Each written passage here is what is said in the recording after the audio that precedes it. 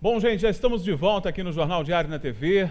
Lembrando que hoje, como anunciado ao longo do programa, temos uma entrevista especialíssima aqui para finalizar este nosso encontro de hoje. Bom, já é veterano, né? Ficou marcado aqui das suas participações na nossa apuração da eleição suplementar. Teve até pedido de volta, por favor, coloca o Hugo Leal lá de novo, né? Está de volta o deputado Hugo Leal e trouxe, né, esta figura importantíssima de nosso estado que esteve no último fim de semana, o seu nome confirmado em convenção como pré-candidato. Deputado Índio, muito obrigado pela sua participação. É um prazer recebê-lo aqui na casa do Grupo Diário e um prazer, né, que o senhor tenha vindo também junto com o Hugo Leal, um velho conhecido nosso. Deputado, a repercussão daquela apuração continua, né? O pessoal continua falando da eleição, mas eu acho que continua, né? Nós já entramos na eleição. Né? Tivemos eleição, tivemos Copa do Mundo e agora voltamos para a eleição. De eleição, né? Mas agora nós estamos discutindo uma eleição, né? Agora para o governo do Estado. E é uma eleição que preocupa todos nós, estamos todos mobilizados. E estamos aqui buscando alternativas. Oportunidades para o Estado do Rio de Janeiro. Agora, Índio, eu queria começar te perguntando justamente sobre algo que a gente teve a oportunidade de conversar aqui algumas vezes, que foi o não comparecimento do eleitor às urnas. Eu sei que é uma preocupação, inclusive, do próprio Tribunal Superior. Há uma preocupação de que essa eleição tenha um comparecimento abaixo, realmente, do esperado. Você que está iniciando esse processo aí, né, de campanha, o que você está percebendo? O eleitor está mesmo desmotivado? Você percebe isso no eleitor fluminense? Está difícil de conquistar esse voto do eleitor aqui do Rio de Janeiro? Olha, Anderson, primeiro agradecer o convite, dizer que para mim é uma honra estar aqui, em especial no seu programa, ao lado do deputado federal Hugo Leal, que é um dileto amigo, uma pessoa que eu respeito e admiro muito pelo seu trabalho, não só em Brasília, mas também aqui no estado do Rio de Janeiro. Eu fiz questão de começar essa caminhada por Teresópolis. Essa é a primeira cidade que eu venho, já como candidato a governador, sim, homologado pelo meu partido, na convenção que foi feita no sábado, porque Teresópolis é um bom exemplo de uma cidade que precisava de limpeza. E a gente tem aí agora um prefeito limpo que assumiu a cadeira da prefeitura. E o estado do Rio de Janeiro precisa de uma verdadeira faxina. Então é por aqui que eu acho que é o melhor lugar para começar essa caminhada. Eu fui relator da lei da ficha limpa. Com essa lei, muitas pessoas não podem mais se candidatar. Aquela quadrilha que tomou conta do país, em grande parte, já foi presa. E aqui do Rio de Janeiro, em particular, a gente conhece os nomes todos. Também muitos já estão na cadeia.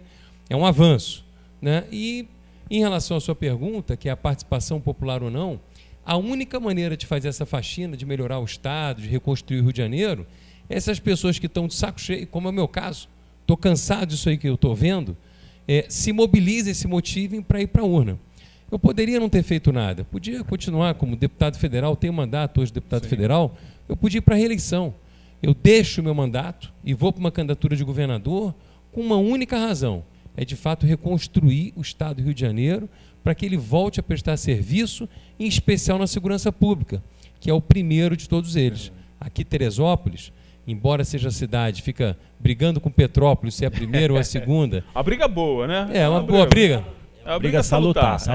Mas não é necessariamente a mais segura, é a menos insegura do Estado. Verdade. Né? Os índices são muito melhores do que nas outras cidades. O meu vice é de Queimados, né? Queimados é na Baixada Fluminense, é a cidade mais violenta do Estado, o Zaqueu, mas ele também tem muita experiência, porque ele foi chefe da Polícia Civil e prendeu a pessoa que matou o Tim Lopes com inteligência, com investigação, sem dar um tiro. Nós temos de longe o melhor projeto para a segurança pública, que é com a polícia, Anderson. Com a polícia que não se faz sem policiais, motivados, qualificados, treinados, com todo o instrumento para poder trabalhar, com todas as ferramentas, com tecnologia, né? E que tenha o apoio jurídico para o seu dia a dia, né? Das suas ações, que tem o tempo todo inquérito contra os policiais, eles têm que ficar se defendendo. Hoje tira do bolso para poder pagar a conta. Verdade. Então o Estado vai pagar esse custo para o policial ter apoio. Ao mesmo tempo, o apoio psicológico e psiquiátrico, né? Hoje você vê um percentual enorme das pessoas que deveriam estar trabalhando na polícia, que estão em casa, e da grandíssima maioria desse percentual, você tem, estou falando, mais de 15 mil pessoas, estão afastadas da polícia por questões psicológicas ou psiquiátricas.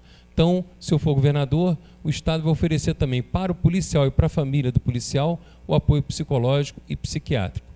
Mas por quê? Por que a segurança é o principal do nosso projeto, da nossa proposta? Porque sem segurança o hospital não funciona. Sem segurança nas áreas conflagradas, onde tem tiroteio todo dia, não tem creche, não tem escola, não tem trem. Ontem eu fui na Supervia, conversava com o pessoal da Supervia, eles diziam assim, mas Índio, você não sabe, toda vez que tem um tiroteio, a gente passa por 48 áreas de conflagradas, né? Enfim, comunidades que de vez em quando tem tiroteio. Todo dia, todo santo dia, quando tem algum problema, o trem tem que parar. E como tem dias que tem várias vezes por dia problema, o povo trabalhador todo que sai de casa para ir trabalhar, tem que ficar esperando, às vezes, meia hora, 1 hora, 2 horas, quando tem operação policial, quando tem invasão em alguma comunidade. E, a partir da segurança, retomar o crescimento econômico para o Estado poder voltar a pagar as suas contas. A gente já experimentou isso. Naquela época das UPPs, as unidades da Polícia Pacificadora, quando se gerou naquela região ali segurança pública, o nível de investimento foi brutal. Agora, aquilo era um programa, aquilo não era a política de segurança pública. Houve um equívoco, como o ex-governador estava muito mais preocupado com publicidade, com marketing, também com roubar. Então, o que eles fizeram? Transformaram aquilo num grande panfleto e desmontaram a estrutura da Polícia Civil, da Polícia Militar, que a gente pretende retomar. E perderam uma estrutura, né? Desmontaram uma estrutura interessante e uma oportunidade, né, de promover a política pública, que é isso que você falou, né? Porque as UPPs funcionaram, esse modelo, está no nosso programa, retomar território, desarmar os bandidos. Você não pode ter esse pessoal armado até os dentes como eles estão. De jeito nenhum. Cortar o lucro do crime, prender e manter preso o bandido, que hoje fica assustando todo mundo. Agora, dentro do retomar os territórios, também tem que retomar um território que é do Estado, que é o presídio. Ficam os bandidos dentro do presídio dando ordem para o pessoal do lado de fora. Eu vou dizer, se eu for governador, isso acabou. Não tem hipótese no presídio de telefone celular funcionar. Não tem hipótese. Isso é uma barbárie. E então, muitos desses chefes do crime querem ir para o presídio, porque lá ninguém assassina eles, e eles ficam lá de dentro dando ordem para que a quadrilha lá de fora faça aquilo que eles mandam. Isso é um absurdo. É realmente bem complicado. Mas o Ídio falou de uma coisa que a gente também tinha comentado, que é esse cheque em branco, né, que o cidadão fluminense tem dado nas últimas eleições, né?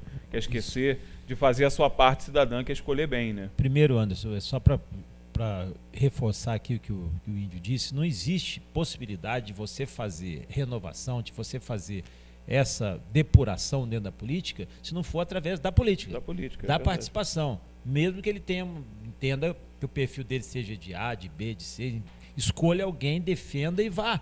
Eu acho que assim sim você amadurece o processo democrático e aí começa assim, então a política a fazer a diferença. Não o político, mas a lógica da discussão de temas que são temas da ação política. Como o Índio tem reforçado aqui, a questão da segurança.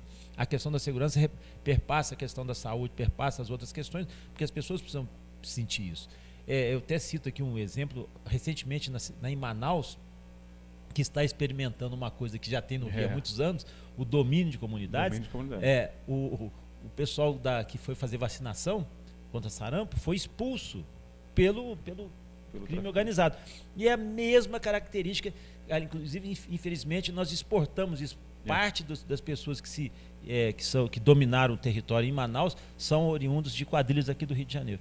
É impressionante isso e a gente não conseguiu ainda resolver esse problema. Eu acho que, como disse o Índio, tem que ser uma ação eficaz, muito dura e também que tenha começo, meio e fim. Esse é o propósito. Se tivessem mantido alguns dos projetos, alguns dos princípios que já tinham sido inaugurados, talvez seriam mais eficazes. Mas eu acho que, como disse, preferiram fazer um panfleto do que efetivamente uma política. Mas mudar, né? Tem que acreditar. Quem muda essa questão política é a própria política. Então, qualifique, melhore, escolha melhor os seus quadros, escolha bem e perpasse isso para as pessoas. E que a gente passe também, né, supere essa coisa de sempre estar na expectativa, né? O Rio de Janeiro, se conseguisse organizar o turismo, receberia mais turistas do que hoje. É sempre potencial, é sempre expectativa e as ações acabam ficando presas nessas entranhas políticas que acabam deixando a gente num sistema que nos freia sempre, né? Olha, Anderson, quem vai decidir é o eleitor, né? eu fico vendo as pesquisas, os comentaristas, no nível nacional, sobretudo, mais até do que aqui no estado do Rio de Janeiro, e eles falam assim, não, porque a eleição está decidida para cá ou para lá, nem começou a campanha eleitoral, e o principal ator desse processo todo ainda não entrou em campo, que é o eleitor. Claro. É ele que vai escolher, ele que vai observar, e é ele que vai decidir o que ele quer. Nesse processo, eu queria deixar registrado aqui, eu fui coautor da política de turismo da capital da cidade do Rio de Janeiro, um plano para 20 anos, estruturado, que considerou trazer o Pan-Americano, trazer as Olimpíadas, Paralimpíadas, os Jogos Militares, a vinda do Papa, tudo isso foi planejado por 1.300 pessoas da cidade do Rio de Janeiro. E aí ficou faltando, até os 20 anos já acabaram, porque esse projeto ele foi de 1997, ele tem que ser renovado agora com novas estratégias. Mas tudo que estava ali aconteceu, eu diria que 95%, independentemente de quem foi o governante. Então a minha proposta, na área do turismo, primeiro que sem segurança você não vai conseguir melhorar a situação.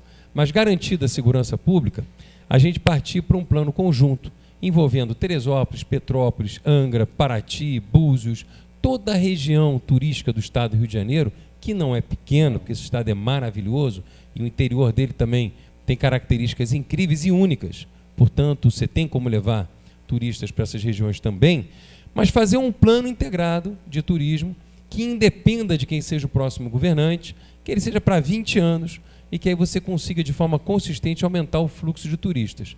Melhorando a segurança, mais pessoas virão para a capital. E vindo para a capital, certamente virão aqui para Teresópolis e para as outras cidades. Eu falo vindo para a capital no sentido de vir para o nosso estado.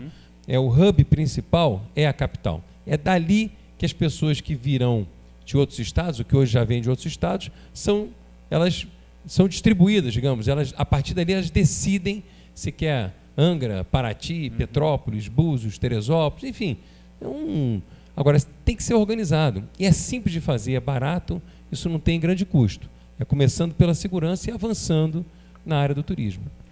E nessa área de turismo, eu já falei aqui, vou repetir, o receptivo dessa cidade, Petrópolis, Teresópolis, das cidades da região de praia, tem que ser da própria cidade. Sim. Porque se o receptivo sair do Rio para vir para cá, o que normalmente acontece, o motorista, ou do ônibus, ou da van, que venha fazer esse passeio, ele já está com pressa para voltar. Ele não pode ter isso. Quem tem que fazer o turismo, quem tem que buscar o turista lá... Sem contar aquele sentimento de pertencimento. Exatamente. Que a gente sempre fala, né? Isso é importante. O cara quer vender o peixe dele. Já falou assim, a pessoa tem que conhecer, tem que passar aqui. O motorista, além do guia, o motorista tem que ter uma interação e tem que gostar de ficar no local. Normalmente não acontece, eu já acompanhei, eu fiz até uma experiência dessa, é impressionante, ele quer cumprir a tabela dele, aqui 10 minutos aqui, 20 minutos aqui, 40 minutos, acabou, tchau, um abraço, e já vai embora e desce. Não tem essa relação.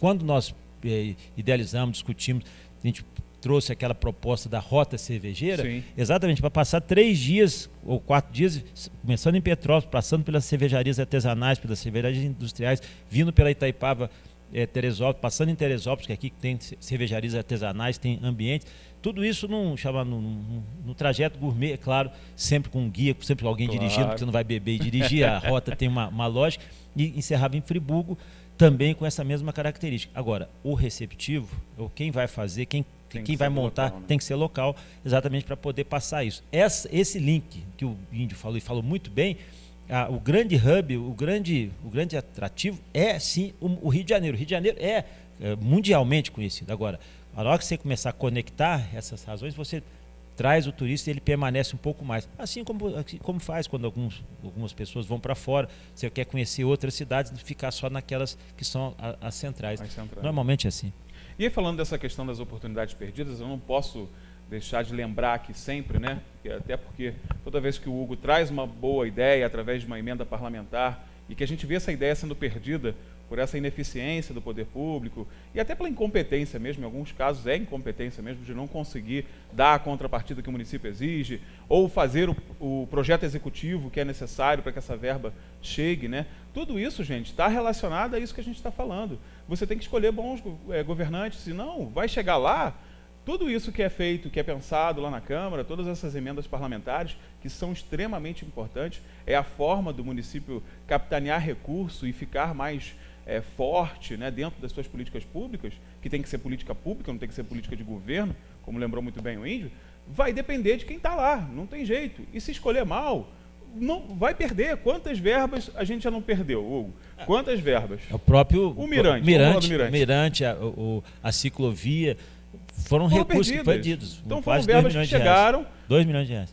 Da área de turismo. Né? E ficaram, não, vai fazer o projeto. E se não tiver, que eu falo, para se ajudar, até para ajudar, a pessoa tem que saber se ajudar. Essa que é a lógica. Claro, eu acho que o Índio também trabalha na mesma linha, tenho certeza que o Índio trabalha na mesma linha. Essa é a grande preocupação. O Rio de Janeiro tem que se preparar para poder também receber. Vou dar 2 exemplos aqui. Eu botei uma emenda parlamentar há muitos anos atrás foi no meu primeiro mandato de deputado federal. Foi para fazer treinamento para a polícia, para o BOP, para o CORE, no Rio de Janeiro, treinamento de tiro. Uma época que tinha muita bala perdida, hoje continua, enfim, mas a ideia era um sistema que custava 3,5 milhões. É um sistema de treinamento de tiro. Eu botei a emenda. Por razões políticas, por picuinha, o governador não pegou o dinheiro. Aí passam-se alguns anos. Naquela época eu botei também para a Polícia Federal. Lá em Brasília foi construída uma favela dentro da área da polícia, com dinheiro, recurso da minha emenda parlamentar, e o CORE, o BOP do Brasil inteiro treinam lá. Muito bem. A nossa polícia aqui, que poderia ter recebido, que a ideia era essa, para fazer o treinamento de tiro aqui no Rio, não foi lá e não pegou o dinheiro. Agora, o que aconteceu? O recurso que viria para o pessoal do Disque Denúncia, eu botei R$1 milhão, o Disque Denúncia estava quase quebrando, com o sistema todo arrebentado. Pedindo ajuda, inclusive. Pedindo ajuda. Foi, exatamente. Por causa, eu vou chutar aqui o número, mas acho que era R$18 mil ou R$20 mil que o Estado tinha que botar de conta-prestação, eles não estavam botando. Quase que a gente perdeu R$1 milhão para o Disque Denúncia. Agora o dinheiro entrou e o Disque Denúncia está reformulando todo o sistema dele.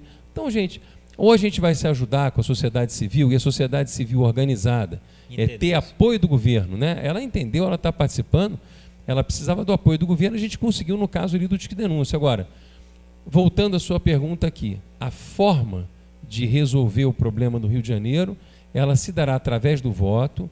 A gente tem hoje aí colocado o quadro bem claro, a gente está vendo, de um lado, você tem um candidato, que é candidato para ser palanque de um candidato a presidente, que é o Romário, candidato lá do Álvaro Dias. Você tem um outro candidato que não tem experiência nenhuma administrativa, política, para tocar o Estado, enfim, mas é candidato, larga bem até na pesquisa. O segundo é o Garotinho, que é mais do mesmo, né? No sentido, já foi governador e tal, chegou a ser chefe da polícia e só piorou quando ele foi secretário de Segurança Pública. O terceiro é essa continuidade aí de Cabral, Pisciani, Eduardo Paes, Eduardo Cunha e tal, que é o Eduardo Paes, que é o candidato desse mesmo grupo que está vindo aí. E a gente, eu estou ali empatado em terceiro lugar e vindo com um grupo de gente muito séria. Harold de Oliveira, nosso candidato ao Senado, na nossa chapa. O Zaqueu, que está aqui com a gente aqui no estúdio também, que é o meu vice, Zaqueu Teixeira, uma pessoa super respeitada. Temos linhas ideológicas complementares. O Zaqueu já foi do PT, foi do PDT, hoje está no PSD. O Harold veio do PFL, um partido liberal, aliás, de onde eu vim também. Ele veio do PFL, a gente está no PSD e a nossa chapa é chapa pura, né? E a ideia é muito assim, não de rechaçar a política, mas de não querer fazer as conversas que os partidos estão querendo para apoiar, que é troca de cargo, que é estrutura de campanha. Os famosos compromissos de campanha. São esses acordos, esses conchavos aí que eu estou fora. Anderson, eu falo o seguinte, PSD já é uma coligação. Não precisa atrair uma reunião, né? Já é uma reunião de pensamentos e essa diversidade que dá riqueza ao partido. E me identifico muito, eu estou muito à vontade lá no PSD, exatamente porque essa construção, é uma construção, é importante isso. E a gente não precisa ficar dependendo de outros. E nem a gente precisa fazer esses acordos. E, Índio, eu acho que o exemplo que ocorreu aqui em Teresópolis, guardadas as devidas proporções, é um pouco do que vai permear a política, dessa política atual também. Não, vou dizer para vocês, é inspirador. É inspirador. Você vê o mundo político todo de um lado. Quando eu falo do mundo político, eu falo do mundo político antigo. Esse que a gente não quer ver mais. Velhos formatos. Todo mundo de um lado, ele sozinho do outro aqui, o Vinícius, ganhando eleição. Né? É a mesma coisa que a gente está fazendo nessa candidatura. E isso se repetiu em Cabo Frio, que o vencedor foi do partido do Rede, também totalmente separado, tinha 30 segundos lá, tinha televisão, tinha 27 segundos de televisão, e em Rio das Ostras. Rio das Ostras, que foi também um partido, foi o PV que ganhou também aliado, afastado ali aquela tradição política. Eu imagino que isso vai meio que se repetir. A população está dando o seu recado. Exatamente. Né? Quem acaba se juntando, claro, essa junção acaba dando um espaço maior na televisão e tudo mais, mas não vai ser essa lógica que vai imperar. Não, né? Por isso nós fizemos uma opção, acho que o PSD fez uma opção, e aí a gente costuma dizer que antes só do que mal acompanhado. Né? Antes só em relação ao mundo político antigo, porque a gente quer estar do lado da sociedade. Ah, não, claro, né, pô, sozinho vai chegar. Mais positivo. Gente, agradecendo demais a presença do Índio e também do Hugo Leal aqui.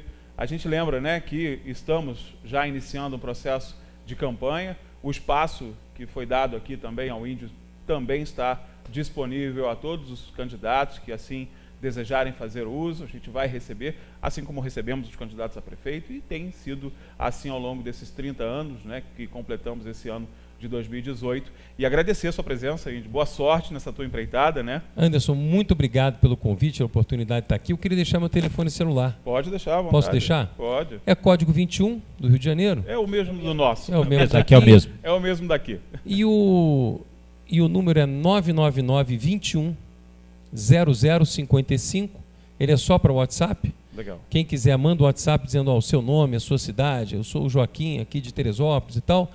Para a gente poder se comunicar, é 21 999 21 0055, e é através desse canal que a gente vai fazer a campanha eleitoral, mandando as informações. Bacana. Quem quiser saber sobre saúde, sobre educação, legal, sobre segurança e tal, o conteúdo vai direto pelo WhatsApp. Legal, muito bom. Deputado, muito obrigado. Eu que agradeço mais uma vez, saber e espero ser convidado para poder fazer os comentários da eleição. Um grande abraço. E da próxima vez você tem que trazer a cozinha, né? Ah, sim, na cozinha, meu macarrão. Não esqueci não esqueci. Obrigado. Bom, a gente vai finalizando essa entrevista e também o programa de hoje, agradecendo a sua participação, a sua audiência, através das redes sociais e aqui também na nossa programação ao vivo. Lembrando que você perdeu alguma coisa, não fique chateado. Vai lá no nosso canal do YouTube, está tudo lá à sua disposição, a hora que você quiser, no dispositivo que você bem entender, e tudo com muita qualidade. A gente segue aqui no nosso plantão do jornalismo, você sabe, chamou, a gente atende na hora, nosso WhatsApp está à sua disposição, e amanhã tem mais, se Deus quiser. Grande beijo e até a próxima. Jornal Diário na TV. Oferecimento Hospital São José. Tudo pela vida.